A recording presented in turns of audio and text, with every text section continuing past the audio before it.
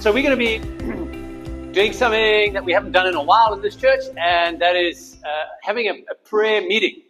So we obviously have a culture of praying in this church. You would have noticed it if you've been here a little bit this morning. We pray before the service. We pray during the service. Some of us pray after the service. We pray when we have a ladies' meeting or men's meeting. We pray when we do.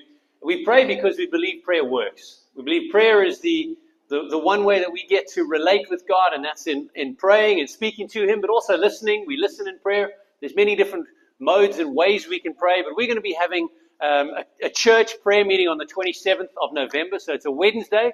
That'll be at 6 p.m. here at church, and I want to encourage you to come along and pray. You know, the Sunday mornings are great, and they're like the nice outside of the car that we clean, and it looks nice to there, but a prayer meeting really is, and a culture of prayer really is the engine of the church. It really is the time when we get to put some power to what we're doing. It is a demonstration that we are reliant on God, that we are trusting Him for everything that we do. We're not lazy. We don't sit back and just sit under the tree waiting for God to change the world. We're active, but we're active in partnership with God. And so that's what we're going to be doing by praying. So I want to encourage you all, come along, pray with us, 27th of November. And then what we're going to be doing from next year is we're going to be praying in a corporate prayer time like that regularly, at least once a month.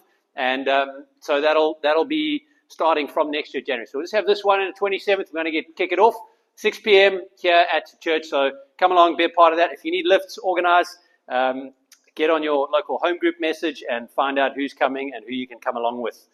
29th of September to the 3rd of October next year is Global Equip. That is a time when NCMI churches get together from all over the world. NCMI is a movement that we are part of, New Covenant Ministries International.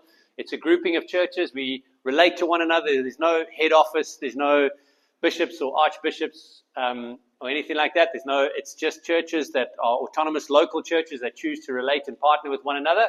And every now and again we come together for regional times together, and we call those regional equips. And this is a global equip. This is a time when churches from all over the world will be coming together. This one's going to be in Joburg, 29 September to 3 October, and it is going to be held at the Rhema Church in the north of Joburg. So we're just using that as a venue. The seats about 7,500 people. There are still tickets available. They are selling out fast. Obviously, you need to book a ticket because of the venue's a limited size, and there's some cost that goes into that.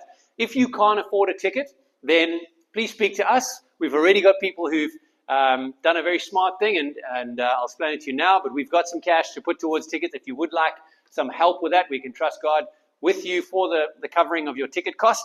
And what those people did is I think it was 5 of them bought together. If you buy 5 or more tickets, I think you get a group discount, or they got an early bird discount, and they took the extra that they would have had and spent, and they put it towards paying it forward and giving someone else a ticket. So if you'd like to do that, if you'd like to make tickets available, if we have no one within here that takes that up, there are many other churches around that do need that as well. So we are going to help them. Maybe some other guys get some tickets and stuff there.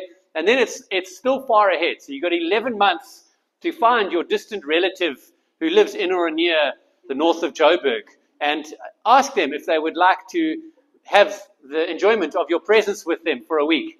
And you can go and stay with them, and then your accommodation is sorted as well. And I'm sure we can find a lift. But don't let any of those things be the reason for not going. If you want to go, if you've got time, it's well worth it to sacrifice the leave, put it in, and get up there for the year. We're already booked. We're going, and I know that a number of you are already in there. So for more details, you can have a look on the NCMI website. It's ncmi.net, and all the information is there and the costs and everything.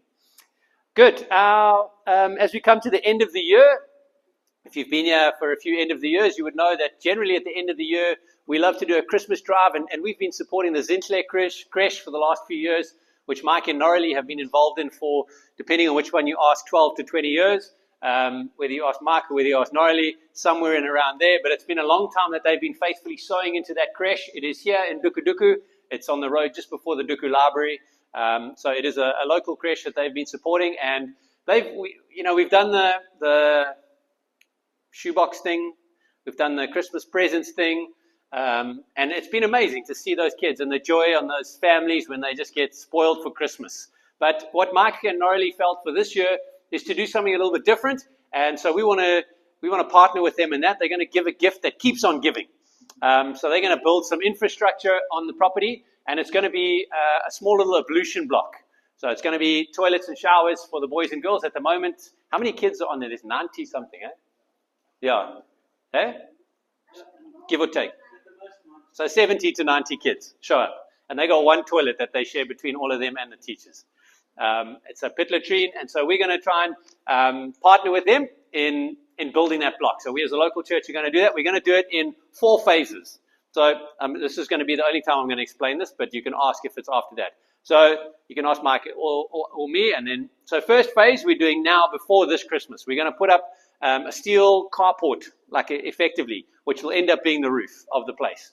Okay, so that's what we're going to do. We've committed to that. As a church, I've committed you already to that. Welcome. Now that you know, you're committed. And so there's obviously, that's quite an expensive thing to go up, but the reason we're doing that is so that they've got something to use immediately. Okay, so they've got a shaded area to use immediately. Second phase will be foundation and slab. Third phase will be the walls, and then fourth phase will be finishing. So toilets, electrics, all of that sort of basins, all of that sort of fun stuff. Okay, so total cost, as you can see by the thermometer there, is just over 90,000 Rand. And so we're going to go in phases. If you'd like to give towards that specifically, over and above what Billy was talking about, then please use Zintle Creche as the reference on your payment. And we'll know just to allocate that specifically for that. So you can go Zintle Creche or just Zintle or just Creche. Just try and make Bev's life easy by putting something specific there so she can see what it is. Okay, so that's what we're going to be doing. Is that okay? We're all on board for that? They are going to be running their own Christmas party this year, and we might be able to help out a little bit with some drinks or snacks or something like that for them there. But this is really something that we feel is worthwhile to get behind because it is a lasting legacy for them. It gives them dignity, gives them safety, it gives them security, it enables them to study and to do what they need to do in school. Running water is an incredible thing for a community, and then having something like that, where it's a safe place for kids to go to the toilet. If you've been in this country, if you've watched the news, you know the travesty of kids drowning in pit latrines, and we don't want that. So we're gonna try and give them a bit of dignity and something that they can use for decades to come. So if you want to partner, get on over to the bank account. There is a flyer that will go out that looks similar to that, and it has all the bank account details on it. It's the normal church bank account. There's no separate one. We haven't changed our bank details. Don't believe those emails from the prince of some other country, and stick with us, and we'll support them in that. And then, so when we do phases 2 and 3 and 4, by the way, there's going to be some physical involvement from all of us. Yeah, you're like, I don't know how to build blocks. That's fine. You can carry blocks. You can push a wheelbarrow. You can mix cement. Whatever it is. I've seen some of you. I know you can do those sort of things. So Dave's real good at pushing wheelbarrows, so we've roped him in for that. And so we're going to be a part of that. It's not just financial giving, it is that, but we want to go there and serve them, and so we're going to be involved in that as well. All right, but we'll be in touch about phases 2 and 3 early into next year as we get going with that stuff. Obviously, if lots of cash comes in, we rush it and we get it done ASAP. But we're going to build as we go and have the funds. Is that okay?